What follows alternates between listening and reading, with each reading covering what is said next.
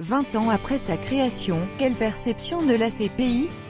La Cour pénale internationale est située à La Haye, aux Pays-Bas. Wikipédia. C'est aujourd'hui une date anniversaire importante pour la Cour pénale internationale. Il y a 20 ans, jour pour jour, son traité fondateur, le Statut de Rome, a été adopté. Un anniversaire qui intervient alors que la Cour est de plus en plus critiquée. La CPI, c'est le premier tribunal international permanent chargé de traduire en justice les individus responsables de crimes internationaux graves, y compris les crimes de guerre, les crimes contre l'humanité et le génocide, lorsque les tribunaux nationaux ne peuvent s'en charger ou n'en ont pas la volonté. Ce traité avait été négocié pendant près de 3 ans, et avait été adopté au terme d'une session tumultueuse à Rome en ce 17 juillet 1998. 20 ans après, la CPI a instruit 26 affaires, la plupart encore en phase de procès, a délivré 32 mandats d'arrêt, dont 15 ont été exécutés et fait 6 prisonniers tous en détention. Il a fallu attendre 14 ans après l'adoption du statut de Rome pour voir le premier accusé de la CPI condamné.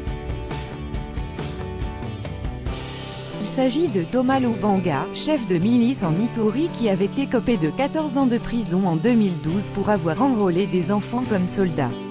Un procès à valeur d'exemple pour la Cour qui avait inquiété les chefs de guerre. À l'époque, au Tchad, l'un d'eux s'était étonné, on le condamne juste pour avoir recruté des enfants. Des procédures de long terme pour l'avocat spécialiste de la justice internationale et ancien Premier ministre centrafricain, Nicolas Tianguet. Même si c'est encore un peu tôt pour juger, le bilan est plus que mitigé. En 20 ans, nous n'avons pas vu de résultats probants en termes de poursuites et de condamnations, puisqu'il y a beaucoup de criminels qui échappent encore à la Cour pénale internationale, et ceux qui sont arrêtés, leur procédure dure trop longtemps. Regardez le cas de Bemba, il a fallu 10 ans de procédure pour aboutir à un acquittement. Donc, cela laisse les militants des droits de l'homme perplexes, estiment-ils. D'abord la justice est lente, pas uniquement la Cour pénale internationale. Les juridictions nationales aussi, rétorque Bruno Stagno-Ugart, directeur de plaidoyer à Human Rights Watch.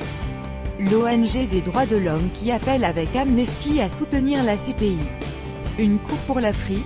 Dans un premier temps, la CPI s'est concentrée sur des enquêtes sur le continent africain.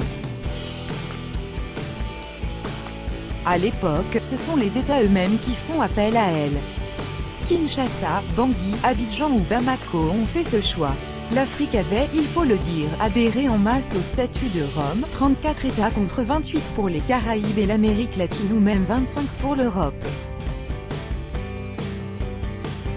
Mais quand la Cour s'est attaquée à des chefs d'État assis, comme Omar el-Béchir au Soudan, ou Uhuru Kenyatta au Kenya avec son vice-président William Ruto, l'Union africaine a commencé à manifester de plus en plus d'hostilité envers la Cour, une justice de blanc pour les Noirs, disaient ses détracteurs.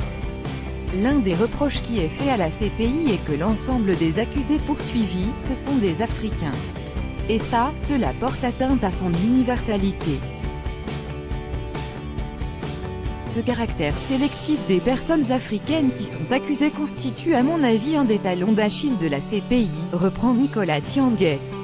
La Cour se penche maintenant sur des dossiers qui vont au-delà de l'Afrique et il faut tenir compte du fait que la plupart des situations africaines dont la Cour est saisie, c'était les États africains eux-mêmes qui ont décidé qu'ils avaient besoin de l'aide et de l'appui de la Cour parce qu'ils n'avaient pas la capacité au niveau national de se pencher sur ces dossiers. La Cour se penche sur la Géorgie, l'Ukraine, la Palestine, l'Afghanistan, le Venezuela, et la Colombie.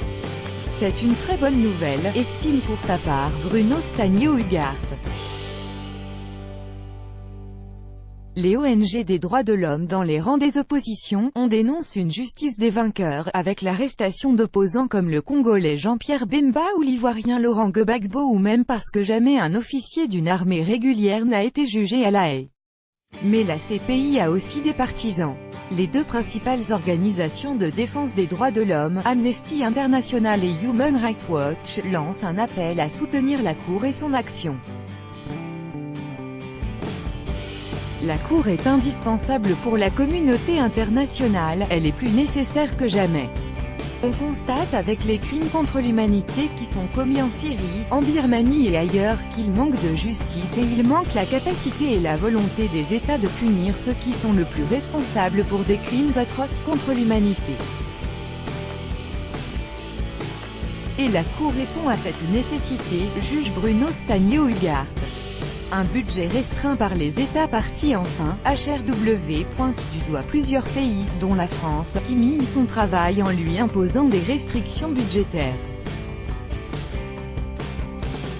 La France fait partie d'un petit nombre d'États, avec notamment le Canada, l'Allemagne, le Japon, le Royaume-Uni, qui veulent faire des économies et ont soumis à la Cour à une croissance zéro, regrette Bruno Stagno-Ugart de Human Rights Watch.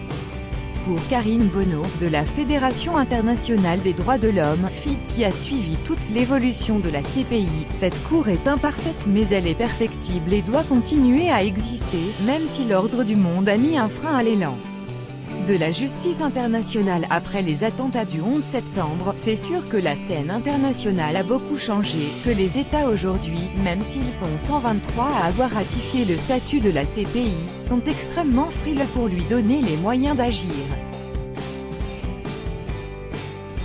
Tous les ans, les États se réunissent pour voter le budget de la Cour et ne veulent pas l'augmenter depuis 5 ans. Donc évidemment, la Cour n'aura pas les moyens de mener davantage d'enquêtes et de renforcer son travail. Enfin, c'est vrai que la lutte contre l'impunité des crimes les plus graves n'est pas considérée comme aussi importante que dans le passé. Et on le voit aujourd'hui par rapport aux crimes commis en Syrie ou au Yémen. Aujourd'hui, elle n'a pas suffisamment les moyens d'agir, elle a une force pas uniquement au travers de ses jugements et de ses condamnations, qui restent très peu nombreuses, mais aussi parce qu'elle peut forcer les États à ouvrir eux-mêmes des enquêtes au niveau national, à modifier leurs droits. On le voit en Guinée où le procès du massacre du stade de Conakry en septembre 2009, NDLR, va avoir lieu, sur lequel la CPI travaille depuis des années. Si la CPI n'avait pas ouvert d'examen préliminaire sur ce massacre-là, il est peu probable que les juridictions guinéennes auraient organisé ce procès. Karine Bonneau, FID 17/7/2018 par Véronique Guémard. Écoutez relire, le Burundi n'est officiellement plus membre de la Cour pénale internationale. Pour lire le statut de Rome de la Cour pénale internationale, cliquez ici.